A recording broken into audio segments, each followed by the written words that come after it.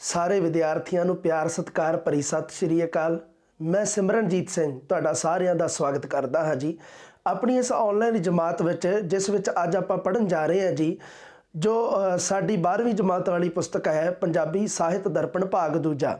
ਉਹਦੇ ਵਿੱਚ ਜੋ ਅੰਤਮ ਖੰਡ ਹੈ, ਅੰਤਮ ਖੰਡ ਦੇ ਵਿੱਚ ਪੰਜਾਬੀ ਸਾਹਿਤ ਦਾ ਸੰਖੇਪ ਇਤਿਹਾਸ ਦੇ ਰੱਖਿਆ ਜੀ, ਆਧੁਨਿਕ ਪੰਜਾਬੀ ਸਾਹਿਤ ਦਾ। ਸੋ ਉਹਦੇ ਵਿੱਚੋਂ ਆਪਾਂ ਜਿਹੜਾ ਕਵਿਤਾ ਵਾਲਾ ਇਤਿਹਾਸ ਹੈ ਉਹ ਆਪਾਂ ਪਿਛਲੀ ਜਮਾਤ ਦੇ ਵਿੱਚ ਪੜ੍ਹ ਚੁੱਕੇ ਹਾਂ।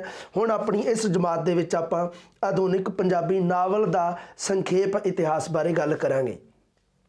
ਪੰਜਾਬੀ ਨਾਵਲ ਦਾ ਇਤਿਹਾਸ, ਇਹਦੇ ਵਿੱਚ ਬੱਚੇ ਤੁਸੀਂ ਦੇਖ ਲਓ ਬਹੁਤ ਸਾਰੇ ਨਾਵਲਕਾਰ ਦੇ ਰੱਖੇ ਆ, ਪਰ ਇਹਦੇ ਵਿੱਚੋਂ ਗਿਣਤੀ ਦੇ ਹੈ 14-15 ਨਾਵਲਕਾਰ ਹੈ ਜਿਹੜੇ ਤੁਸੀਂ ਯਾਦ ਰੱਖਣੇ ਆ। ਅਗਰ ਤੁਸੀਂ ਇਹਦੇ ਪ੍ਰਸ਼ਨਾਂ ਤੇ ਝਾਤ ਮਾਰੋ, ਅੰਤ ਦੇ ਵਿੱਚ ਪਾਠ ਦੇ ਅੰਤ ਵਿੱਚ ਪ੍ਰਸ਼ਨ ਦਿੱਤੇ ਹੋਏ ਆ, 4 ਪ੍ਰਸ਼ਨ ਜਿਵੇਂ ਦਿੱਤੇ ਹੋਏ ਆ, ਜਿਵੇਂ ਮੁੱਢਲੇ ਨਾਵਲ ਬਾਰੇ ਪੁੱਛ ਸਕਦਾ, ਮੁੱਢਲੇ ਨਾਵਲਕਾਰਾਂ ਬਾਰੇ, ਪੰਜਾਬੀ ਨਾਵਲ ਦੇ ਮੁੱਢਲੇ ਸਰੂਪ ਬਾਰੇ ਪੁੱਛਿਆ ਗਿਆ, ਪ੍ਰਵਾਸੀ ਨਾਵਲਾਂ ਬਾਰੇ, ਪਾਕਿਸਤਾਨੀ ਨਾਵਲਕਾਰਾਂ ਬਾਰੇ ਪੁੱਛਿਆ ਗਿਆ, ਤੇ ਉਸ ਤੋਂ ਬਾਅਦ ਪੰਜਾਬੀ ਨਾਵਲ ਦੇ ਸੰਖੇਪ ਇਤਿਹਾਸ ਦੇ ਉੱਪਰ ਚਾਨਣਾ ਪਾਓ ਜਾਂ ਨੋਟ ਲਿਖੋ। ਇਸ ਤਰ੍ਹਾਂ ਲਿਖਿਆ 4 ਪ੍ਰਸ਼ਨ ਹੈ ਜਿਹੜੇ ਉਹਨਾਂ ਨੂੰ ਧਿਆਨ 'ਚ ਰੱਖ ਕੇ ਆਪਾਂ ਗੱਲ ਕਰਨੀ ਹੈ ਬਸ, ਉਸ ਤੋਂ ਇਲਾਵਾ ਨਹੀਂ ਕੋਈ ਵੀ। ਉਸ ਤੋਂ ਇਲਾਵਾ ਜਿਹੜੇ ਛਿਟਪੁੱਟ ਜਿਹੜਾ ਕੋਈ ਚੀਜ਼ਾਂ ਦਿੱਤੀਆਂ ਉਹ ਤੁਸੀਂ ਨਹੀਂ ਯਾਦ ਰੱਖਣੀਆਂ। ਸਭ ਤੋਂ ਇੰਪੋਰਟੈਂਟ ਗੱਲਾਂ ਜਿਹੜੀਆਂ ਤੁਹਾਨੂੰ ਮੈਂ ਦੱਸਣੀਆਂ। ਹੁਣ ਜਿਵੇਂ ਪਹਿਲਾ ਪ੍ਰਸ਼ਨ ਹੈ ਵੀ ਸੀਗਾ ਵੀ ਮੁੱਢਲੇ ਪੰਜਾਬੀ ਨਾਵਲ ਦੇ ਮੁੱਢਲੇ ਸਰੂਪ ਬਾਰੇ ਤੁਸੀਂ ਚਾਨਣਾ ਪਾਉਣਾ, ਤਾਂ ਉਦੋਂ ਕੀ ਕਰਨਾ, ਤੁਸੀਂ ਕੀ ਲਿਖਣਾ? ਸਭ ਤੋਂ ਪਹਿਲੀ ਗੱਲ ਜਿਹੜੀ ਧਿਆਨ 'ਚ ਰੱਖਣੀ ਹੈ, ਲਾਈਨਾਂ ਸਿੱਧੀਆਂ, ਜਿਹੜੀ ਲਾਈਨ ਤੇ ਮੈਂ ਲਕੀਰ ਮਾਰਦਾ ਉਹ ਲਾਈਨ ਤੁਸੀਂ ਹਰ ਹਾਲ ਵਿੱਚ ਯਾਦ ਰੱਖਣੀ ਹੈ। ਇੱਕ ਪਹਿਲਾ ਹੈਗਾ ਨਾਵਲ ਗਲਪ ਸਾਹਿਤ ਦੀ ਮਹੱਤਵਪੂਰਨ ਵਿਧਾ ਹੈ, ਇਹ ਤੁਸੀਂ ਧਿਆਨ ਰੱਖਣਾ ਹੈ। ਜਦੋਂ ਆਪਾਂ ਗਲਪ ਸਾਹਿਤ ਪੜ੍ਹਦੇ ਹਾਂ, ਗਲਪ ਦੇ ਵਿੱਚ ਆਪਾਂ 2 ਵਿਧਾਵਾਂ ਪੜ੍ਹਦੇ ਹਾਂ, ਇੱਕ ਨਾਵਲ, ਇੱਕ ਨਿੱਕੀ ਕਹਾਣੀ। ਇੱਕ ਨਾਵਲ, ਇੱਕ ਨਿੱਕੀ ਕਹਾਣੀ, ਇਹ ਦੋਨਾਂ ਨੂੰ ਗਲਪ ਦੇ ਵਿੱਚ ਪੜ੍ਹਿਆ ਜਾਂਦਾ ਹੈ। ਇਸ ਕਰਕੇ ਗਲਪ ਦੇ 2 ਰੂਪ ਮੰਨੇ ਜਾਂਦੇ ਆ, ਇੱਕ ਨਾਵਲ, ਇੱਕ ਨਿੱਕੀ ਕਹਾਣੀ। ਇਹ ਯਾਦ ਰੱਖਣੀ ਇੱਕ ਗੱਲ। ਜੇ ਅੱਗੇ ਕੀ ਹੈ, ਨਾਵਲ ਦੇ ਵਿੱਚ ਜ਼ਿੰਦਗੀ ਦੀ ਵਿਆਪਕ ਪੇਸ਼ਕਾਰੀ ਕੀਤੀ ਜਾਂਦੀ ਹੈ। ਜ਼ਿੰਦਗੀ ਦੇ ਬਹੁਤ ਵੱਡਾ ਜਿਹੜਾ ਸਮਾਂ ਹੁੰਦਾ ਹੈ, ਵਿਆਪਕ ਪੇਸ਼ਕਾਰੀ ਨਾਵਲਾਂ ਦੇ ਵਿੱਚ ਪੂਰੇ ਦੇ ਪੂਰੇ ਜੀਵਨ ਨੂੰ ਦੱਸਿਆ ਜਾਂਦਾ ਹੈ। ਨਾਵਲ ਬਹੁਤ ਵੱਡਾ ਹੁੰਦਾ ਨਾ ਆਕਾਰ ਦੇ ਵਿੱਚ ਬਹੁਤ ਵੱਡੀ ਰਚਨਾ, ਇਸ ਕਰਕੇ ਵਿਸ਼ਲੇਸ਼ਣ, ਪਾਤਰ, ਘਟਨਾ, ਸਥਾਨਕ ਵੇਰਵੇ ਦਿੱਤੇ ਹੁੰਦੇ ਆ, ਵਾਰਤਾਲਾਪ ਹੁੰਦੀ ਆ ਪਾਤਰਾਂ ਦੀ, ਭਾਸ਼ਾ, ਇਹ ਆਦਿ ਦੁਆਰਾ ਇੱਕ ਨਾਵਲ ਦੀ ਸਿਰਜਣਾ ਹੁੰਦੀ ਆ। ਇਹ ਗੱਲਾਂ ਤੁਸੀਂ ਇੰਨੀਆਂ ਯਾਦ ਰੱਖਣੀਆਂ ਇੱਕ ਤਾਂ। ਉਸ ਤੋਂ ਬਾਅਦ ਗੱਲ ਕਰਦੇ ਆਪਾਂ, ਹਾਂਜੀ, ਪੰਜਾਬੀ ਨਾਵਲ ਦੇ ਇਤਿਹਾਸਕ ਕ੍ਰਮ ਨੂੰ ਜੇ ਜਾਣਨਾ ਆਪਾਂ, ਤਾਂ ਉਸ ਤੋਂ ਬਾਅਦ ਆਪਾਂ ਗੱਲ ਕਰਨੀ ਹੈ ਵੀ ਪੰਜਾਬੀ ਅੰਗਰੇਜ਼ੀ ਸਾਮਰਾਜ ਦੇ ਪ੍ਰਵੇਸ਼ ਨਾਲ ਈਸਾਈ ਮਸ਼ੀਨਰੀਆਂ ਨੇ ਵੀ ਪੰਜਾਬੀ ਮਾਨਸਿਕਤਾ ਨੂੰ ਪ੍ਰਭਾਵਿਤ ਕਰਨ ਦਾ ਯਤਨ ਕੀਤਾ। ਅੰਗਰੇਜ਼ਾਂ ਨੇ ਆਣ ਕੇ ਜਦੋਂ ਭਾਰਤ ਦੇ ਵਿੱਚ ਨਾਵਲ ਲਿਖਣੇ ਸ਼ੁਰੂ ਕਰ ਦਿੱਤੇ, ਅੰਗਰੇਜ਼ੀ ਜਿਹੜੇ ਈਸਾਈ ਲੋਕ ਸੀ, ਜਿਹੜੇ ਕਹਿ ਲਓ ਅੰਗਰੇਜ਼ੀ ਵਿਦਵਾਨ ਸੀ, ਅੰਗਰੇਜ਼ਾਂ ਦੇ ਵਿਦਵਾਨ, ਕਾਰਨ ਉਹਨਾਂ ਦਾ ਪਿੱਛੇ ਇੱਕ ਸੀਗਾ, ਇਹ ਮੁੱਖ ਕਾਰਨ ਸੀਗਾ ਵੀ ਭਾਰਤ ਦੇ ਲੋਕਾਂ ਨੂੰ ਈਸਾਈ ਧਰਮ ਦੇ ਵਿੱਚ ਤਬਦੀਲ ਕਰਨਾ। ਭਾਰਤ ਦੇ ਲੋਕ ਆ ਜਿਹੜੇ ਹਿੰਦੂ, ਸਿੱਖ, ਮੁਸਲਮਾਨ, ਉਹਨਾਂ ਨੂੰ ਈਸਾਈ ਬਣਾਉਣਾ, ਇਹ ਮੁੱਖ ਮਕਸਦ ਸੀਗਾ ਇਹਨਾਂ ਨਾਵਲਾਂ ਦਾ, ਜਿਹੜੇ ਅੰਗਰੇਜ਼ਾਂ ਨੇ ਆ ਕੇ ਜਦੋਂ ਸਾਡੇ ਭਾਰਤ ਦੇ ਵਿੱਚ ਲਿਖੇ ਆ। ਫਿਰ ਉਹਨਾਂ ਨੇ ਆਪਣੀ ਅੰਗਰੇਜ਼ੀ ਦੇ ਵਿੱਚ ਲਿਖੇ ਹੋਏ ਨਾਵਲ ਅਲੱਗ-ਅਲੱਗ ਭਾਸ਼ਾਵਾਂ ਦੇ ਵਿੱਚ ਉਹਨਾਂ ਨੂੰ ਮਤਲਬ ਉਹਨਾਂ ਦਾ ਉਲੱਥਾ ਕਰਨਾ ਸ਼ੁਰੂ ਕਰ ਦਿੱਤਾ, ਅਨੁਵਾਦ ਕਰਨਾ ਸ਼ੁਰੂ ਕਰ ਦਿੱਤਾ। ਤੇ ਪੰਜਾਬੀ ਸਾਹਿਤ ਦੇ ਵਿੱਚ ਵੀ ਐਵੇਂ ਹੀ ਹੋਇਆ। ਪੰਜਾਬੀ ਸਾਹਿਤ ਦੇ ਵਿੱਚ ਜਿਹੜਾ ਪਹਿਲਾ ਪੰਜਾਬੀ ਦੇ ਵਿੱਚ ਨਾਵਲ ਲਿਖਿਆ ਗਿਆ ਸੀ ਉਹ ਅਸਲ ਦੇ ਵਿੱਚ ਇੱਕ ਅਨੁਵਾਦਿਤ ਨਾਵਲ ਸੀ, ਜਿਹੜਾ ਅੰਗਰੇਜ਼ੀ ਦਾ ਨਾਵਲ ਸੀ। 1859 ਈਸਵੀ ਦੇ ਵਿੱਚ ਪਿਲਗ੍ਰਿਮਸ ਪ੍ਰੋਗਰੈਸ ਇੱਕ ਨਾਵਲ ਸੀ ਅੰਗਰੇਜ਼ੀ ਦਾ, ਇਹਦਾ ਨਾਮ ਪਿਲਗ੍ਰਿਮਸ ਪ੍ਰੋਗਰੈਸ। ਤਾਂ ਇਹ ਜਿਹੜਾ ਸੀਗਾ ਇਹਨੂੰ ਪੰਜਾਬੀ ਦੇ ਵਿੱਚ ਅਨੁਵਾਦ ਕੀਤਾ ਗਿਆ, ਯੀਸ਼ੂ ਮਸੀਹ ਦੀ ਮੁਸਾਫਰ ਯਾਤਰਾ। ਜਿਹੜਾ ਯੀਸ਼ੂ ਮਸੀਹ ਹੈ ਈਸਾਈਆਂ ਦਾ ਜਿਹੜਾ ਮੁੱਖ ਹੈ, ਸੋ ਇਹ ਨਾਵਲ ਹੈ ਜਿਹੜਾ, ਇਹਦਾ ਉਦੇਸ਼ ਇਹੀ ਸੀ ਵੀ ਸਿੱਖ ਹੈ ਜਿਹੜੇ ਜਾਂ ਹਿੰਦੂ ਲੋਕ ਹੈ ਉਹਨਾਂ ਨੂੰ ਈਸਾਈ ਬਣਾਉਣਾ। ਤੇ ਜਦੋਂ ਸਾਡੇ ਲੋਕਾਂ ਨੂੰ ਇਹ ਗੱਲ ਪਤਾ ਲੱਗੀ, ਭਾਰਤ ਦੇ ਪੰਜਾਬ ਦੇ ਜਿਹੜੇ ਵਿਦਵਾਨ ਹੈ ਵੀ ਅੰਗਰੇਜ਼ ਤਾਂ ਇਸ ਤਰ੍ਹਾਂ ਘਾਣ ਕਰ ਰਹੇ ਆ, ਮਤਲਬ ਇਹ ਬਹੁਤ ਗਲਤ ਹੋ ਰਿਹਾ, ਧਰਮ ਤੇ ਸੱਟ ਵੱਜ ਰਹੀ ਹੈ ਸਿੱਧੀ, ਫਿਰ ਉਹਨਾਂ ਨੇ ਕੀ ਕੀਤਾ, ਉਹਨਾਂ ਨੇ ਵੀ ਅੱਗੋਂ ਨਾਵਲ ਲਿਖਣੇ ਸ਼ੁਰੂ ਕਰ ਦਿੱਤੇ। ਤੇ ਭਾਈ ਵੀਰ ਸਿੰਘ ਨੇ ਸਭ ਤੋਂ ਪਹਿਲਾਂ ਮਤਲਬ ਇਹ ਸ਼ੁਰੂ ਕੀਤਾ। ਇੱਕ ਹੋਰ ਨਾਵਲ ਦਾ ਵੀ ਜ਼ਿਕਰ ਹੈ, 1892 ਈਸਵੀ ਦੇ ਵਿੱਚ ਜੋਤਿਰਉਦਯ ਨਾਵਲ ਨੂੰ ਅਨੁਵਾਦ ਕੀਤਾ ਗਿਆ, ਜਿਹਦਾ ਨਾਮ ਰੱਖਿਆ ਵੀ ਜੋਤ ਦਾ ਉਦੈ। ਇਹਦਾ ਨਾਮ ਮਤਲਬ ਬਣਦਾ ਜੋਤ ਦਾ ਉਦੈ ਹੋਣਾ। ਫਿਰ ਸਾਡੇ ਲੋਕਾਂ ਨੇ ਕੀ ਕੀਤਾ, ਭਾਰਤ ਦੇ ਪੰਜਾਬ ਦੇ ਲੋਕਾਂ ਨੇ ਕਹਿ ਲਓ ਤੁਸੀਂ ਕੀ ਕੀਤਾ, ਖਾਲਸਾ ਟਰੈਕਟ ਸੁਸਾਇਟੀ ਦੀ ਸਥਾਪਨਾ ਕੀਤੀ। ਭਾਈ ਵੀਰ ਸਿੰਘ ਜੀ ਹੈ ਜਿਹੜਾ ਉਹ ਪੰਜਾਬੀ ਦਾ ਮੋਢੀ ਨਾਵਲਕਾਰ ਹੈ। ਜਿਵੇਂ ਤੁਹਾਡੇ ਪ੍ਰਸ਼ਨ ਦੇ ਰੱਖਿਆ ਨਾ ਵੀ ਪੰਜਾਬੀ ਦੇ ਜਿਹੜਾ ਮੁੱਢਲੇ ਨਾਵਲ ਬਾਰੇ ਦੱਸੋ, ਮੁੱਢਲੇ ਨਾਵਲ ਦੇ ਸਰੂਪ ਬਾਰੇ ਦੱਸੋ, ਤਾਂ ਮੁੱਢਲੇ ਦੇ ਵਿੱਚ ਤੁਸੀਂ ਇੱਥੋਂ ਸ਼ੁਰੂ ਕਰ ਲਿਓ ਵੀ ਭਾਈ ਵੀਰ ਸਿੰਘ ਹੈ ਜਿਹੜਾ ਉਹ ਪੰਜਾਬੀ ਦਾ ਮੋਢੀ ਨਾਵਲਕਾਰ ਮੰਨਿਆ ਜਾਂਦਾ ਹੈ। ਤੇ ਪੰਜਾਬੀ ਦਾ ਪਹਿਲਾ ਨਾਵਲ ਹੈ ਜਿਹੜਾ ਲਿਖਿਆ ਗਿਆ ਪੰਜਾਬੀ ਵਿੱਚ ਉਹ ਹੈਗਾ ਸੁੰਦਰੀ। ਹੁਣ ਤੁਸੀਂ ਕਹੋਗੇ ਸਰ ਇਹ ਵੀ ਤਾਂ ਪਹਿਲਾਂ ਹੀ ਹੈ ਜਿਹੜਾ 1859 'ਚ ਲਿਖਿਆ, ਇਹ ਪਹਿਲਾ ਹੈ ਪਰ ਇਹ ਪੰਜਾਬੀ ਦੇ ਵਿੱਚ ਨਹੀਂ ਸੀ ਲਿਖਿਆ ਗਿਆ, ਮੌਲਿਕਤਾ ਪੰਜਾਬੀ ਨਹੀਂ ਸੀ ਇਹਦੀ, ਇਹ ਅੰਗਰੇਜ਼ੀ ਦੇ ਵਿੱਚ ਲਿਖਿਆ ਗਿਆ ਸੀ, ਅੰਗਰੇਜ਼ੀ 'ਚੋਂ ਪੰਜਾਬੀ ਦੇ ਵਿੱਚ ਅਨੁਵਾਦ ਕੀਤਾ ਸੀ। ਜਿਹੜਾ ਸਹੀ ਮਾਇਨੇ 'ਚ ਪੰਜਾਬੀ ਵਿੱਚ ਲਿਖਿਆ ਗਿਆ ਜਿਹੜਾ ਪਹਿਲਾ ਨਾਵਲ ਸੀ ਉਹ ਸੁੰਦਰੀ 1858 ਦੇ ਵਿੱਚ ਲਿਖਿਆ, ਭਾਈ ਵੀਰ ਸਿੰਘ ਜੀ ਨੇ ਲਿਖਿਆ। ਇਸ ਕਰਕੇ ਇਹ ਪਹਿਲਾ ਜਦੋਂ ਤੁਸੀਂ ਮੁੱਢਲੇ ਨਾਵਲਕਾਰਾਂ ਬਾਰੇ ਪੜ੍ਹਨਾ ਹੈ ਤਾਂ ਪਹਿਲੇ ਨੰਬਰ ਤੇ ਤੁਸੀਂ ਭਾਈ ਵੀਰ ਸਿੰਘ ਜੀ ਨੂੰ ਪੜ੍ਹਨਾ।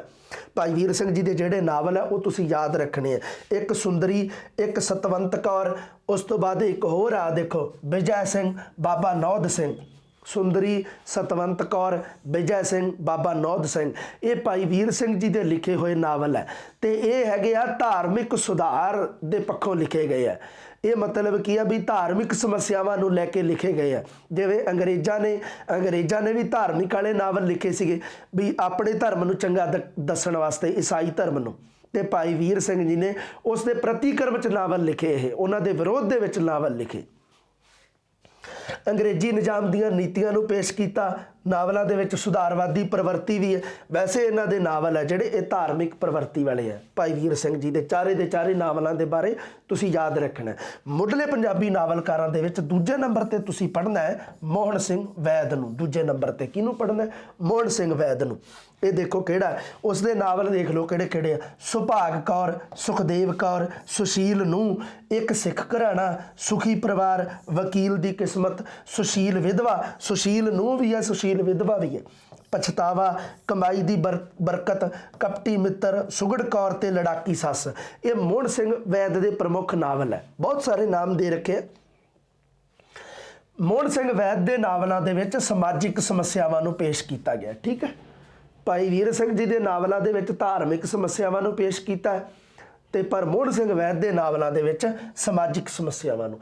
ਉਸ ਤੋਂ ਬਾਅਦ ਤੀਜੇ ਨੰਬਰ ਤੇ ਤੁਸੀਂ ਮੁੱਢਲੇ ਪੰਜਾਬੀ ਨਾਵਲਕਾਰਾਂ ਦੇ ਵਿੱਚ ਪੜ੍ਹਨਾ ਹੈ ਚਰਨ ਸਿੰਘ ਨੂੰ। ਤੀਜੇ ਨੰਬਰ ਤੇ ਕਿਹਨੂੰ ਪੜ੍ਹਨਾ ਹੈ? ਚਰਨ ਸਿੰਘ ਨੂੰ ਪੜ੍ਹਨਾ। ਠੀਕ ਹੈ। ਇਹਦੇ ਨਾਵਲ ਕਿਹੜੇ ਕਿਹੜੇ ਆ? ਦਲੇਰ ਕੌਰ, ਰਣਜੀਤ ਕੌਰ, ਚੰਚਲ ਮੂਰਤੀ, ਸ਼ਰਾਬ ਕੌਰ, ਦੋ ਵਹੁਟੀਆਂ ਆਦਿ ਨਾਵਲ ਹੈ ਜਿਹੜੇ। ਇਹਦੇ ਨਾਵਲ ਹੈ ਜਿਹੜੇ ਇਹ ਸਿੰਘ ਸਭਾ ਲਹਿਰ ਤੋਂ ਪ੍ਰਭਾਵਿਤ ਹੈ। ਇਹ ਵੀ ਸਮਾਜ ਸੁਧਾਰ ਨੂੰ ਲੈ ਕੇ ਲਿਖੇ ਗਏ ਆ। ਜਿਵੇਂ ਪਿੱਛੇ ਆਪਾਂ ਦੇਖਿਆ ਵੀ ਮੋਹਨ ਸਿੰਘ ਵੈਦ ਦੇ ਜਿਹੜੇ ਨਾਵਲ ਹੈ ਸਮਾਜਿਕ ਸਮੱਸਿਆਵਾਂ ਨੂੰ ਪੇਸ਼ ਕਰਦੇ ਆ, ਬਿਲਕੁਲ ਉਵੇਂ ਹੀ ਚਰਨ ਸਿੰਘ ਦੇ ਜਿਹੜੇ ਨਾਵਲ ਹੈ ਉਹ ਸਮਾਜ ਸੁਧਾਰ ਦੇ ਉਦੇਸ਼ਾਂ ਨੂੰ ਪੂਰਾ ਕਰਦੇ ਆ। ਉਸ ਤੋਂ ਬਾਅਦ ਨਹੀਂ ਤੁਸੀਂ ਕੋਈ ਯਾਦ ਰੱਖਣਾ। ਜਦੋਂ ਵੀ ਜਿਹੜਾ ਹੈਗਾ ਨਾ ਮੁੱਢਲੇ ਪੰਜਾਬੀ ਸਾਹਿਤ ਦੇ ਮੁੱਢਲੇ ਨਾਵਲ ਬਾਰੇ ਤੁਸੀਂ ਜਾਣਕਾਰੀ ਦਿਓ ਤਾਂ ਉਦੋਂ ਤੁਸੀਂ ਆਹ ਕੁਝ ਹੀ ਲਿਖਣਾ। ਦੇਖੋ ਸ਼ੁਰੂ ਕਰ ਲੈਣਾ ਤੁਸੀਂ ਵੀ ਆਹ ਚਾਰ ਗੱਲਾਂ ਨਾਵਲ ਦੇ ਬਾਰੇ ਸਭ ਤੋਂ ਪਹਿਲਾਂ ਲਿਖ ਦੇਣੀਆਂ ਤੁਸੀਂ ਵੀ ਨਾਵਲ ਕੀ ਹੈ, ਇਹਦੇ ਵਿੱਚ ਹੈ ਚਾਰ ਗੱਲਾਂ 'ਚ ਲਿਖਿਆ ਹੋਇਆ। ਉਸ ਤੋਂ ਬਾਅਦ ਅੰਗਰੇਜ਼ੀ ਸਮਰਾਜ ਦੇ ਪ੍ਰਵੇਸ਼ ਨਾਲ ਹੀ ਈਸਾਈ ਮਸ਼ੀਨਰੀਆਂ ਨੇ ਪੰਜਾਬੀ ਮਾਨਸਿਕਤਾ ਨੂੰ ਪ੍ਰਭਾਵਿਤ ਕਰਨ ਵਾਸਤੇ ਉਹਨਾਂ ਨੇ ਕੀ ਕੀਤਾ? ਨਾਵਲੀ ਰਚਨਾ ਸ਼ੁਰੂ ਕਰ ਦਿੱਤੀ ਤੇ 1859 ਦੇ ਵਿੱਚ ਉਹਨਾਂ ਨੇ ਇੱਕ ਪਿਲਗ੍ਰਿਮਸ ਪ੍ਰੋਗਰੈਸ ਨਾਵਲ ਨੂੰ ਪੰਜਾਬੀ ਵਿੱਚ ਅਨੁਵਾਦਿਤ ਕਰਕੇ ਉਹਦਾ ਨਾਮ ਰੱਖਿਆ ਮਸੀਹ ਮੁਸਾਫਰ ਦੀ ਯਾਤਰਾ।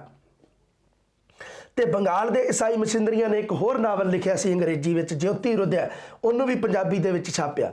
ਇਹਨਾਂ ਚੀਜ਼ਾਂ ਨੂੰ ਰੋਕਣ ਵਾਸਤੇ ਅੰਗਰੇਜ਼ਾਂ ਨੇ ਆਪਣੇ ਧਰਮ ਨੂੰ ਚੰਗਾ ਦੱਸਣਾ ਸ਼ੁਰੂ ਕਰ ਦਿੱਤਾ। ਉਸ ਚੀਜ਼ ਨੂੰ ਰੋਕਣ ਵਾਸਤੇ ਖਾਲਸਾ ਟਰੈਕਟ ਸੁਸਾਇਟੀ ਦਾ ਨਿਰਮਾਣ ਹੋਇਆ ਤੇ ਭਾਈ ਵੀਰ ਸਿੰਘ ਜੀ ਨੇ ਆਪਣੀ ਨਾਵਲੀ ਰਚਨਾ ਸ਼ੁਰੂ ਕਰ ਦਿੱਤੀ। ਭਾਈ ਵੀਰ ਸਿੰਘ ਨੂੰ ਪੰਜਾਬੀ ਦਾ ਮੋਢੀ ਨਾਵਲਕਾਰ ਮੰਨਿਆ ਜਾਂਦਾ ਹੈ ਤੇ ਪੰਜਾਬੀ ਦਾ ਪਹਿਲਾ ਜਿਹੜਾ ਨਾਵਲ ਹੈ, ਜਿਹੜਾ ਮੋਢੀ ਨਾਵਲ ਹੈ ਜਿਹੜਾ ਉਹ ਹੈਗਾ ਸੁੰਦਰੀ, 1858 ਦੇ ਵਿੱਚ ਲਿਖਿਆ। ਉਸ ਤੋਂ ਬਾਅਦ ਲਿਖਿਆ ਜੀ ਸੁੰਦਰੀ, ਸਤਵੰਤ ਕੌਰ ਤੇ ਨਾ ਸਨ ਨਾ ਤੁਸੀਂ ਯਾਦ ਰੱਖਿਓ 1858 ਨਹੀਂ ਹੈ ਇਹਦਾ, ਤਾਂ ਕੋਈ ਗੱਲ ਨਹੀਂ ਤੁਸੀਂ ਯਾਦ ਨਾ ਰੱਖਿਓ ਚਾਹੇ। ਠੀਕ ਹੈ, ਇਹਨੂੰ ਤੁਸੀਂ ਖਤਮ ਕਰ ਦਿਓ ਸੁੰਦਰੀ। ਠੀਕ ਹੈ, ਯਾਦ ਰੱਖਿਓ ਵੀ ਸੁੰਦਰੀ ਹੈ ਪਹਿਲਾ ਨਾਵਲ ਹੈ। ਉਸ ਤੋਂ ਬਾਅਦ ਹੋਰ ਜਿਹੜੇ ਨਾਮ ਇਹਦੇ ਯਾਦ ਰੱਖਣੇ ਆ, ਇੱਕ ਸਤਵੰਤ ਕੌਰ ਵੀ ਹੈ ਇਹਦਾ ਨਾਵਲ ਭਾਈ ਵੀਰ ਸਿੰਘ ਜੀ ਦਾ, ਇੱਕ ਵਿਜੈ ਸਿੰਘ ਤੇ ਬਾਬਾ ਨੌਧ ਸਿੰਘ। ਉਸ ਤੋਂ ਬਾਅਦ ਤੁਸੀਂ ਯਾਦ ਰੱਖਣੇ ਦੇਖੋ ਭਾਈ ਮੋਹਨ ਸਿੰਘ ਵੈਦ ਦੇ ਨਾਵਲਾਂ ਨੂੰ ਯਾਦ ਰੱਖਣਾ ਤੇ ਸਮਾਜਿਕ ਸਮੱਸਿਆਵਾਂ ਨੂੰ ਲੈ ਕੇ ਲਿਖੇ ਆ ਨਾਵਲ।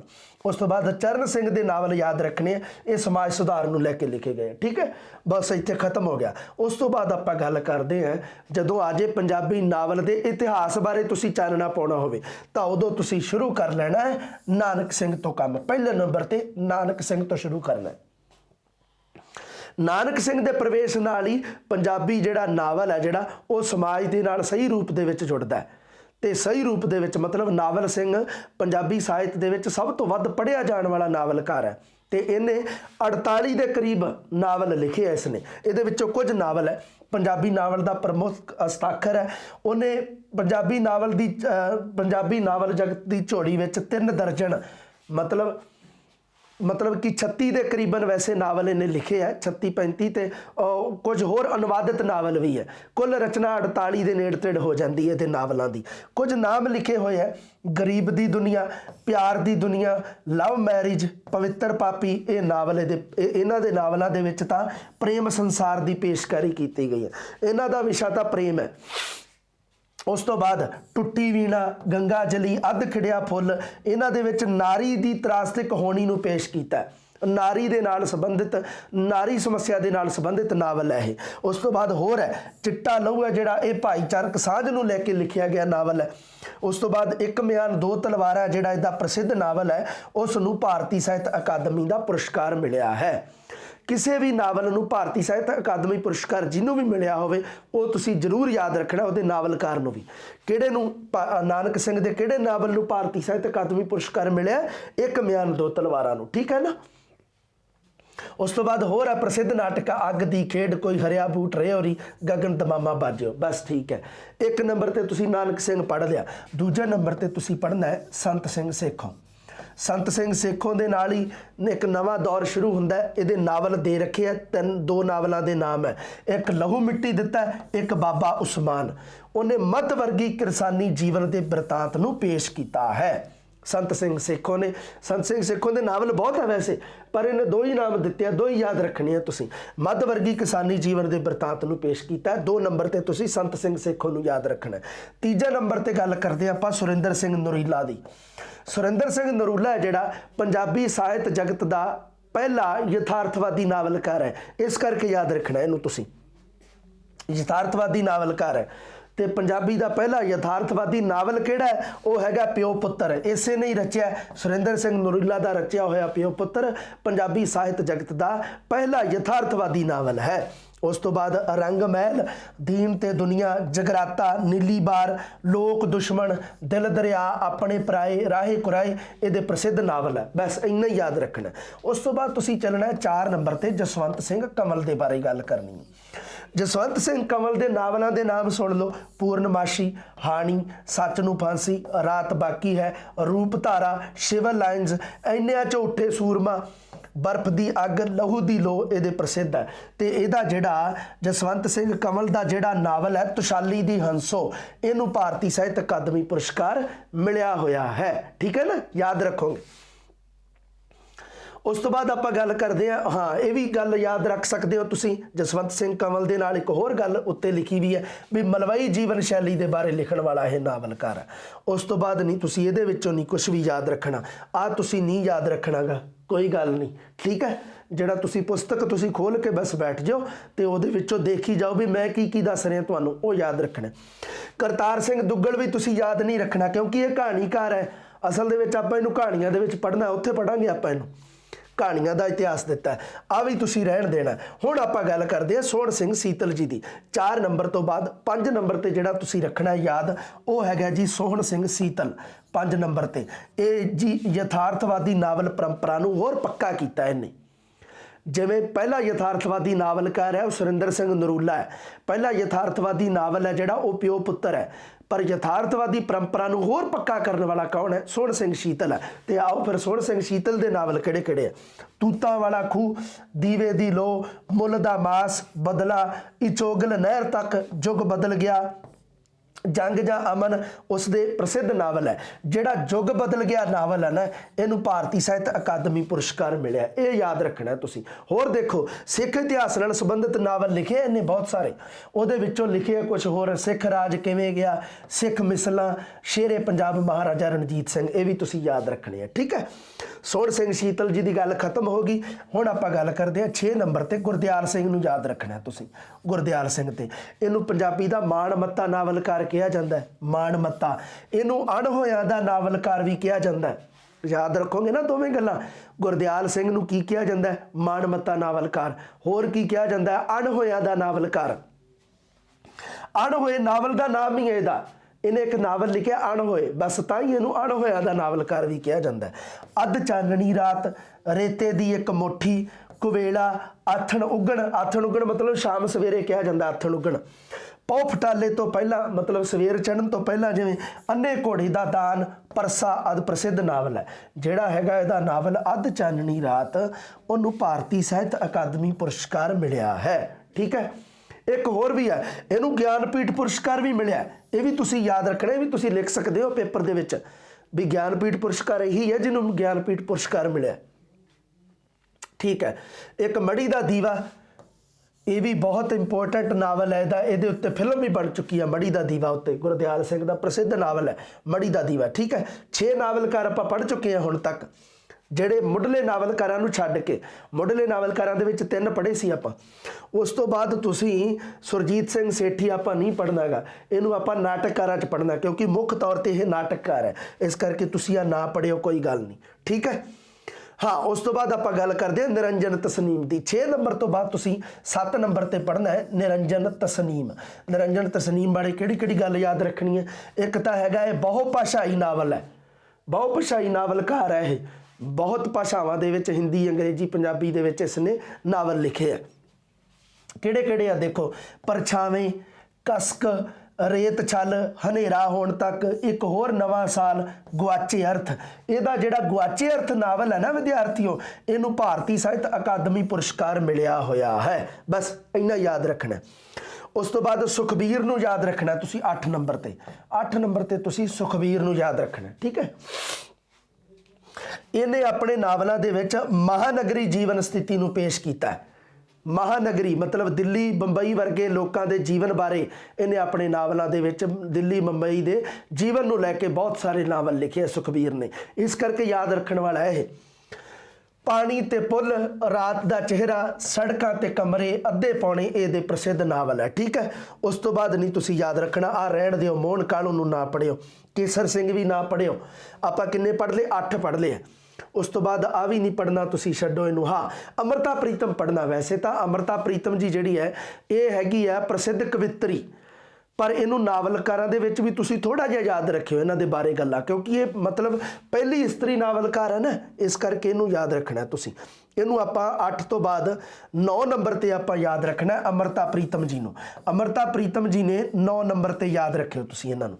इन्हां दे कुछ नावल है, डॉक्टर देव, पिंजर, आलना, एक सवाल, बुलावा, चक नंबर 36, एक सी अनीता, दिल दियां गलियां, यात्री, सागर ते सिप्पियां, जेब कतरे, अक दा बूटा, अग दी लकीर।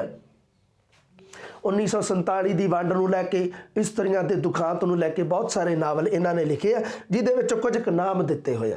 उस तो बाद तुसीं इस्त्री नावलकारां दे विचों सब तो महत्वपूर्ण है जिहड़ी तुसीं हर हाल दे विच पढ़नी है, वो हैगी है जी दलीप कौर टिवाणा 10 नंबर ते। ठीक है, हाँ जी, उन्होंने नावल सुन लो। अग्नि परीक्षा, एहो हमारा जीवना, तीली दा निशान, दूसरी सीता, पैड़ चाल, लंघ गए दरिया, कथा कुकनुस दी। ते एहो हमारा जीवना जिहड़ा इहदा नावल है, इनू भारतीय साहित्य अकादमी पुरस्कार मिलिया होया है, ते इनू सरस्वती पुरस्कार भी मिलिया।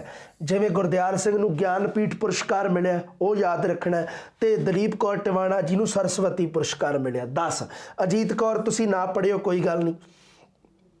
बलजीत कौर बल्ली भी तुसीं ना पढ़िया, क्योंकि 2 इस्त्री नावलकारां तुसीं पढ़ चुके हो, अमृता प्रीतम ते दलीप कौर टिवाणा। बस आ याद रखियो, 9 नंबर ते अमृता प्रीतम, 10 नंबर ते दलीप कौर टिवाणा नूं तुसीं याद रखियो। उस तो बाद आपां गल करदे हैं 11 नंबर ते तुसीं याद रखना राम स्वरूप अणखी जी नूं। राम स्वरूप अणखी प्रसिद्ध नावलकार है। ठीक है, शुद्ध आंचलिक नावलकार है ये, ਮਾਲਵੇ ਦੇ ਕਿਰਸਾਨੀ ਸੱਭਿਆਚਾਰ ਤੇ ਪੇਂਡੂ ਆਂਚਲਿਕਤਾ ਨੂੰ ਪੇਸ਼ ਕਰਨ ਵਾਲਾ। ਇਸ ਕਰਕੇ ਯਾਦ ਰੱਖਣਾ ਇਹ। ਸੁਲਗਦੀ ਰਾਤ, ਕੱਖ ਕਾਨਿਆਂ ਦੇ ਪੁਲ, ਜ਼ਖਮੀ ਅਤੀਤ, ਦੁੱਲੇ ਦੀ ਢਾਬ, ਸਰਦਾਰੋ, ਜੱਸੀ ਸਰਪੰਚ, ਸਲਫਾਸ਼, ਹਮੀਰਗੜ੍ਹ, ਕਣਕਾਂ ਦਾ ਕਤਲਾਮ ਤੇ ਇਹਦਾ ਜਿਹੜਾ ਕੋਠੇ ਖੜਕ ਸਿੰਘ ਨਾਵਲ ਹੈ ਉਸ ਨੂੰ ਭਾਰਤੀ ਸਾਹਿਤ ਅਕਾਦਮੀ ਪੁਰਸਕਾਰ ਮਿਲਿਆ ਹੋਇਆ ਹੈ 11 ਨੰਬਰ ਤੇ। ਇਹ ਯਾਦ ਰੱਖਣਾ ਤੁਸੀਂ। ਰਾਮ ਸਰੂਪ ਅਣਖੀ ਨੂੰ ਤੁਸੀਂ 11 ਨੰਬਰ ਤੇ ਯਾਦ ਰੱਖਣਾ ਵੀ ਅਸੀਂ ਹੁਣ 11 ਨਾਵਲਕਾਰ ਆਪਾਂ ਪੜ੍ਹ ਚੁੱਕੇ ਹਾਂ। ਆਹ ਤੁਸੀਂ ਨਹੀਂ ਪੜ੍ਹਨਾ, ਆ ਜਿਹੜਾ ਰਹਿਣ ਦਿਓ ਤੁਸੀਂ, ਆ ਵੀ ਰਹਿਣ ਦਿਓ ਜੋ ਵੀ ਲਿਖਿਆ ਹੋਇਆ, ਆ ਵੀ ਰਹਿਣ ਦਿਓ ਜੀ। ਸੰਤੋਖ ਸਿੰਘ ਧੀਰ ਵੀ ਰਹਿਣ ਦਿਓ, ਓਮ ਪ੍ਰਕਾਸ਼ ਗਾਸ਼ੋ ਨੂੰ ਵੀ ਰਹਿਣ ਦਿਓ, ਆ ਰਹਿਣ ਦਿਓ ਕੁਛ ਵੀ ਹੈ ਜੋ, ਠੀਕ ਹੈ ਜੀ। ਯਾਦ ਰੱਖੀ ਜਾਂਦੇ ਹੋ ਨਾ। ਹੁਣ ਆਪਾਂ ਗੱਲ ਕਰਦੇ ਹਾਂ ਰਾਜਸਥਾਨ ਦੇ। ਰਾਜਸਥਾਨ ਗੰਗਾਨਗਰ ਦਾ ਵਸਨੀਕ ਹੈ ਜਿਹੜਾ ਡਾਕਟਰ ਸ਼ਿੰਦਰ, ਇਹਨਾਂ ਦੇ ਨਾਵਲਾਂ ਬਾਰੇ ਤੁਸੀਂ ਥੋੜਾ ਜਿਹਾ ਜ਼ਿਕਰ ਕਰਨਾ, ਠੀਕ ਹੈ। ਇੱਕ ਤਾਂ ਹੈਗਾ ਸਟੈਕਨਿਸ, ਅੰਮੀ ਜਾਏ, ਗੁਲਮੋਹਰ ਦੇ ਫੁੱਲ, ਮੌਸਮਾਂ ਦੀ ਖਾਮੋਸ਼ੀ, ਆਂਟੀ ਦਾ ਘਰ, ਸੂਰਜਮੁਖੀ ਉਦਾਸ ਹੈ, ਉੱਥੇ ਹੈ ਕੌਣ, ਨਿੰਮ ਦਾ ਦਰਖਤ। ਇਹ ਹੈ ਜਿਹੜੇ ਇਹ ਨਾਵਲ ਤੁਸੀਂ ਇਹਨਾਂ ਦੇ ਯਾਦ ਰੱਖਣੇ ਆ, ਠੀਕ ਹੈ। ਬਸ ਆ ਡਾਕਟਰ ਸ਼ਿੰਦਰ ਤੁਸੀਂ ਲਾਸਟ ਯਾਦ ਰੱਖਣਾ। ਮੈਂ ਦੇਖ ਲਾ 11, ਉਸ ਤੋਂ 12 ਨੰਬਰ ਤੇ ਤੁਸੀਂ ਇਹਨਾਂ ਨੂੰ ਯਾਦ ਰੱਖਣਾ ਡਾਕਟਰ ਸ਼ਿੰਦਰ ਜੀ ਨੂੰ, ਠੀਕ ਹੈ ਬਾਈ। ਉਸ ਤੋਂ ਬਾਅਦ ਆ ਤੁਸੀਂ ਨਾ ਯਾਦ ਰੱਖਿਓ ਕੋਈ ਗੱਲ ਨਹੀਂ, ਆ ਵੀ ਤੁਸੀਂ ਨਹੀਂ ਯਾਦ ਰੱਖਣਾ, ਆ ਵੀ ਤੁਸੀਂ ਅਗਲੇ ਦੌਰ ਦੇ ਵੀ ਨਹੀਂ, ਕੋਈ ਗੱਲ ਨਹੀਂ, ਕਿਉਂਕਿ ਛੋਟੇ ਛੋਟੇ ਹੈ ਨਾ ਨਾਵਲ, ਥੋੜੇ ਥੋੜੇ ਦੇ ਰੱਖੇ ਆ, ਇਸ ਕਰਕੇ ਤੁਸੀਂ ਨਾ ਯਾਦ ਰੱਖਿਓ ਕੋਈ ਗੱਲ ਨਹੀਂ। ਆ ਵੀ ਤੁਸੀਂ ਰਹਿਣ ਦਿਓ, ਇਹਨਾਂ ਨੂੰ ਵੀ ਤੁਸੀਂ ਰਹਿਣ ਦਿਓ ਪੜ੍ਹਨ ਨੂੰ, ਇਹਨਾਂ ਨੂੰ ਵੀ ਰਹਿਣ ਦਿਓ। ਉਸ ਤੋਂ ਬਾਅਦ ਦੇਖਦੇ ਹਾਂ, ਹਾਂਜੀ ਬਲਵਿੰਦਰ ਕੌਰ ਬਰਾੜ ਦੇ ਨਾ ਰਹਿਣ ਦਿਓ, ਬਿਲਕੁਲ ਹੀ ਰਹਿਣ ਦਿਓ, ਇਹ ਤੁਸੀਂ ਨਹੀਂ ਰੱਖਣੇ ਯਾਦ। ਹਾਂ, ਪ੍ਰਵਾਸੀ ਤੇ ਪੰਜਾਬੀ ਜਿਹੜੇ ਇਹ ਨਾਵਲਕਾਰ ਤੁਸੀਂ ਜ਼ਰੂਰ ਯਾਦ ਰੱਖਣੇ ਆ। ਪ੍ਰਵਾਸੀ ਨਾਵਲਕਾਰਾਂ ਨੂੰ ਤੇ ਪਾਕਿਸਤਾਨੀ ਨਾਵਲਕਾਰਾਂ ਨੂੰ ਤੁਸੀਂ ਯਾਦ ਰੱਖਣਾ। ਹੁਣ ਆਪਾਂ ਪ੍ਰਵਾਸੀ ਨਾਵਲਕਾਰਾਂ ਦੀ ਗੱਲ ਕਰਦੇ ਆ। ਆ ਲਓ, ਪ੍ਰਵਾਸੀ ਨਾਵਲਕਾਰ ਮਤਲਬ ਜਿਹੜੇ ਵਿਦੇਸ਼ਾਂ ਦੇ ਵਿੱਚ ਬੈਠੇ ਹੋਏ ਜਿਹੜੇ ਨਾਵਲਕਾਰ ਹੈ ਉਹ ਰਚਨਾ ਕਰਦੇ ਆ, ਜਿਹੜੇ ਜਿਵੇਂ ਕੈਨੇਡਾ, ਅਮਰੀਕਾ, ਇਟਲੀ, ਜਿਵੇਂ ਵਿਦੇਸ਼ਾਂ ਦੇ ਵਿੱਚ ਜਿਹੜੇ ਕੋਈ ਬੈਠੇ ਹੋਏ ਆ ਉਹਨਾਂ ਦੇ ਵੱਲੋਂ ਰਚਨਾ ਕੀਤੀ ਗਈ, ਉਸ ਨੂੰ ਕਿਹਾ ਜਾਂਦਾ ਪ੍ਰਵਾਸੀ ਨਾਵਲਕਾਰ। ਉਹਨਾਂ ਦੇ ਵਿੱਚੋਂ ਜਿਵੇਂ ਹਰਿੰਦਰ ਬਜਾਜ ਹੈ, ਇਹਨਾਂ ਦਾ ਹੈਗਾ ਅੰਬੀਆਂ ਦਾ ਪਹਿਲਾ ਪਿਆਰ, ਸੱਜਣਾ ਬਾਝ ਹਨੇਰਾ। ਜਿਵੇਂ ਦਿਲਬਾਗ ਬਾਸੀ ਦਾ, ਦਿਲਬਾਗ ਬਾਸੀ ਦੇ ਦਿੱਤੇ ਹੋਏ ਨਾਵਲ ਦੇਸੀ ਕੁੜੀਆਂ ਵਿਦੇਸ਼ੀ ਲਾੜੇ, ਮਾਪੇ ਕੁਮਾਪੇ ਤੇ ਮਨਜੀਤ ਰਾਣਾ ਜੀ, ਇਹਨਾਂ ਦੇ ਵੀ ਅੰਗਰੇਜ਼ ਕੁੜੀਆਂ। ਮੋਹਨ ਸਿੰਘ ਦਾ ਜਿਵੇਂ ਗੁੱਡੀ, ਗੁਲਾਮੀ, ਖੂਨ ਗਰੀਬਾਂ ਦਾ, ਚਾਨਣੀ ਦਾ ਤੜਕਾ, ਮੇਰਾ ਗੁਆਚਾ ਪਿਆਰ ਆਦਿ ਨਾਵਲ ਹੈ ਜਿਹੜੇ ਇਹ ਪ੍ਰਵਾਸੀ ਜੀਵਨ ਸ਼ੈਲੀ ਨੂੰ ਆਧਾਰ ਬਣਾ ਕੇ ਲਿਖੇ ਹੋਏ ਆ। ਪ੍ਰਵਾਸੀ ਨਾਵਲਕਾਰਾਂ ਦੇ ਵਿੱਚ ਨਾ ਤੁਸੀਂ ਕੈਲਾਸ਼ਪੁਰੀ ਜੀ ਦੇ ਬਾਰੇ ਜ਼ਰੂਰ ਯਾਦ ਰੱਖਣਾ। ਔਰਤਾਂ ਦੀਆਂ ਮਾਨਸਿਕ ਸਮੱਸਿਆਵਾਂ ਨੂੰ ਇਹਨਾਂ ਨੇ ਆਪਣੇ ਨਾਵਲਾਂ ਦੇ ਵਿੱਚ ਪੇਸ਼ ਕੀਤਾ, ਉਲੀਕਿਆ। ਇੱਕ ਔਰਤ ਹਾਂ ਕਟਹਿਰੇ ਵਿੱਚ, ਮੈਂ ਇੱਕ ਔਰਤ ਹਾਂ ਕਟਹਿਰੇ ਵਿੱਚ ਖੜੀ ਔਰਤ, ਸੂਜੀ ਰੋਂਦੀ ਰਹੀ, ਇਹ ਹੈ ਜਿਹੜੇ। ਉਸ ਤੋਂ ਬਾਅਦ ਇੱਕ ਦਰਸ਼ਨ ਧੀਰ ਵੀ ਹੈ ਪ੍ਰਵਾਸੀ ਪੰਜਾਬੀ ਨਾਵਲਕਾਰਾਂ ਦੇ ਵਿੱਚ। ਆਪਣੇ ਆਪਣੇ ਰਾਹ, ਧੁੰਦਲਾ ਸੂਰਜ, ਘਰ ਤੇ ਕਮਰੇ, ਪੈੜਾਂ ਦੇ ਆਰ ਪਾਰ, ਇਹ ਇਹਨਾਂ ਦੇ ਕੁਝ ਪ੍ਰਵਾਸੀ ਨਾਵਲਕਾਰ ਆ। ਇੱਕ ਯਾਦ ਰੱਖਿਓ ਤੁਸੀਂ ਕੈਲਾਸ਼ਪੁਰੀ, ਇੱਕ ਦਰਸ਼ਨ ਧੀਰ ਨੂੰ ਯਾਦ ਰੱਖਿਓ। ਸਵਰਨ ਚੰਦਨ ਹੈ ਜਿਹੜਾ, ਇਹ ਵੀ ਪ੍ਰਵਾਸੀ ਨਾਵਲਕਾਰ ਹੈ, ਇੱਕ ਮਾਰਕਸਵਾਦੀ ਵਿਚਾਰਧਾਰਾ ਵਾਲਾ। ਨਵੇਂ ਰਿਸ਼ਤੇ, ਕੱਚੇ ਘਰ, ਕੱਖ ਕਾਣ ਤੇ ਦਰਿਆ, ਉਜਾੜਾ, ਤਸਦੀਕ ਆਦਿ ਉਸ ਦੇ ਨਾਵਲ ਹੈ, ਠੀਕ ਹੈ। ਹਰਜੀਤ ਅਟਵਾਲ ਦੇ ਬਾਰੇ ਵੀ ਤੁਸੀਂ ਯਾਦ ਰੱਖਣਾ ਪ੍ਰਵਾਸੀ ਨਾਵਲਕਾਰਾਂ ਦੇ ਵਿੱਚੋਂ। ਵਨ ਵੇ, ਇੱਕ ਰਸਤਾ ਜਿਹਨੂੰ ਅੰਗਰੇਜ਼ੀ 'ਚ ਸਵਾਰੀ, ਇਹ ਉਹਨਾਂ ਦੇ ਕੁਝ ਪ੍ਰਸਿੱਧ ਨਾਵਲ ਹੈ। ਉਸ ਤੋਂ ਬਾਅਦ ਨਹੀਂ ਤੁਸੀਂ ਯਾਦ ਰੱਖਿਓ ਕੋਈ ਗੱਲ ਨਹੀਂ। ਇਹਨਾਂ ਨੂੰ ਜਿਹੜੇ ਮੁੱਖ ਹੈ ਪ੍ਰਵਾਸੀ ਨਾਵਲਕਾਰਾਂ ਦੇ ਵਿੱਚੋਂ, ਜਦੋਂ ਤੁਸੀਂ ਪ੍ਰਮੁੱਖ ਰਚਨਾਵਾਂ ਲਿਖਣੀਆਂ ਤਾਂ ਤੁਸੀਂ ਲਿਖ ਦਿਓ ਕੈਲਾਸ਼ਪੁਰੀ ਦੇ ਬਾਰੇ, ਦਰਸ਼ਨ ਧੀਰ ਦੇ ਬਾਰੇ, ਸਵਰਨ ਚੰਦਨ ਦੇ ਬਾਰੇ ਤੇ ਹਰਜੀਤ ਅਟਵਾਲ ਦੇ ਬਾਰੇ। 4 ਨਾਵਲਕਾਰਾਂ ਨੂੰ ਤੁਸੀਂ ਪ੍ਰਵਾਸੀ ਨਾਵਲਕਾਰਾਂ ਦਾ ਜਦੋਂ ਪ੍ਰਸ਼ਨ ਆ ਜਾਏ ਉਹਦੇ ਵਿੱਚ ਆ ਲਿਖ ਦਿਓ ਤੁਸੀਂ। ਹੁਣ ਆਪਾਂ ਗੱਲ ਕਰਦੇ ਹਾਂ ਪਾਕਿਸਤਾਨੀ ਪੰਜਾਬੀ ਨਾਵਲਾਂ ਦੇ ਵਿੱਚ ਪ੍ਰਸਿੱਧ ਨਾਵਲਕਾਰ ਹੈ ਜਿਵੇਂ ਅਫਜ਼ਲ ਅਹਿਸਾਨ ਰੰਧਾਵਾ ਦਾ ਹੈਗਾ ਜੀ ਦੀਵਾ ਤੇ ਦਰਿਆ, ਸੂਰਜ ਗ੍ਰਹਿਣ ਦੁਆਬਾ, ਇੱਕ ਆ ਯਾਦ ਰੱਖ ਲਿਓ ਅਫਜ਼ਲ ਅਹਿਸਾਨ ਰੰਧਾਵਾ ਜੀ। ਸਲੀਮ ਖਾਂ ਗਿੰਨੀ ਦਾ ਸਾਂਝ, ਫਖਰ ਜਮਾਨ ਦਾ ਬੰਦੀਵਾਨ ਤੇ 7 ਬੇਗਾਨੇ ਲੋਕ, ਇਹ ਹੈ। ਰਜ਼ੀਆ ਨੂਰ ਮੁਹੰਮਦ ਦਾ ਨਾਵਲ ਬਲਦੇ ਦੀਵੇ, ਇਹ ਤੁਸੀਂ ਯਾਦ ਰੱਖਣਾ ਇੰਨੇ ਦਾ ਇੰਨਾ ਹੀ, ਠੀਕ ਹੈ ਜੀ। ਸੋ ਇਹ ਹੈ ਜਿਹੜਾ ਅੱਗੇ ਕੁਝ ਜੋ ਦਿੱਤਾ ਹੋਇਆ, ਇਹ ਕੋਈ ਗੱਲ ਨਹੀਂ। ਆਪਾਂ ਜਿਹੜਾ ਕੰਮ ਦੀ ਗੱਲ ਸੀ, ਇਹ ਲਾਸਟ ਹੈ ਜਿਹੜੀ ਅੰਤਮ, ਇਹ ਨਾਵਲ ਦੇ ਇਤਿਹਾਸ ਦਾ ਜਿਹੜਾ ਪਾਠ ਹੈ ਉਹਦੇ ਵਿੱਚ ਅੰਤਮ ਕੰਮ ਦੀ ਗੱਲ ਹੈ ਜਿਹੜੀ, ਉਹ ਹੈਗੀ ਆ ਪਾਕਿਸਤਾਨੀ ਪੰਜਾਬੀ ਨਾਵਲਾਂ ਦੇ ਜਿਹੜੇ ਪ੍ਰਮੁੱਖ ਨਾਵਲ ਕਰ ਦਿੱਤੇ ਆ ਉਹਨਾਂ ਬਾਰੇ ਆ, ਜਿਨ੍ਹਾਂ ਨੇ ਪਾਕਿਸਤਾਨ ਦੇ ਆ ਜਿਹੜੇ ਪੰਜਾਬੀ ਦੇ ਵਿੱਚ ਨਾਵਲ ਲਿਖਦੇ ਆ ਉਹਨਾਂ ਦੇ ਬਾਰੇ ਆ। ਸੋ ਠੀਕ ਹੈ ਵਿਦਿਆਰਥੀਓ, ਇਹ ਪਾਠ ਦੇ ਵਿੱਚ ਜੋ ਜਿਵੇਂ ਜਿਵੇਂ ਮੈਂ ਤੁਹਾਨੂੰ ਦੱਸਿਆ ਆਪਾਂ ਪ੍ਰਸ਼ਨਾਂ ਦੀ ਦ੍ਰਿਸ਼ਟੀ ਤੋਂ ਯਾਦ ਰੱਖਣਾ ਇਹਨੂੰ, ठीक है ना, ਜਿਹੜਾ ਬੱਚਾ ਜੋ ਵੀ ਕੁਝ ਅਲੱਗ ਦਿੱਤਾ ਹੋਇਆ ਉਹਨੂੰ ਮੈਂ ਅਲੱਗ ਹੀ ਕਰਤਾ ਤੁਹਾਨੂੰ ਵੀ ਤੁਸੀਂ ਇਹ ਚਾਹੇ ਨਾ ਪੜ੍ਹਿਓ ਕੋਈ ਗੱਲ ਨਹੀਂ। ਪਰ ਮੇਨ ਆ ਜਿਹੜੇ ਪ੍ਰਮੁੱਖ ਨਾਵਲਕਾਰ ਆ ਜਿਨ੍ਹਾਂ ਦੇ ਮੈਂ ਬਕਾਇਦਾ ਗਿਣਤੀ ਕੀਤੀ ਆ ਹੈ ਨਾ, ਜਿਨ੍ਹਾਂ ਦੇ ਅੱਗੇ ਨੰਬਰ ਹੀ ਲਾਤੇ ਮੈਂ, ਇਹ ਤੁਸੀਂ ਜ਼ਰੂਰ ਯਾਦ ਰੱਖਣੇ ਆ। ਸੋ ਠੀਕ ਹੈ ਵਿਦਿਆਰਥੀਓ, ਇਹ ਪਾਠ ਹੈ ਜਿਹੜਾ ਆਪਣਾ ਪਾਠ ਸਮਾਪਤ ਹੋ ਚੁੱਕਿਆ ਜੀ। ਅਗਲਾ ਪਾਠ ਲੈ ਕੇ ਜਲਦੀ ਤੁਹਾਡੇ ਸਾਹਮਣੇ ਤੁਹਾਡੇ ਰੂਬਰੂ ਹੁੰਨਾ ਜੀ। ਸਤਿ ਸ਼੍ਰੀ ਅਕਾਲ।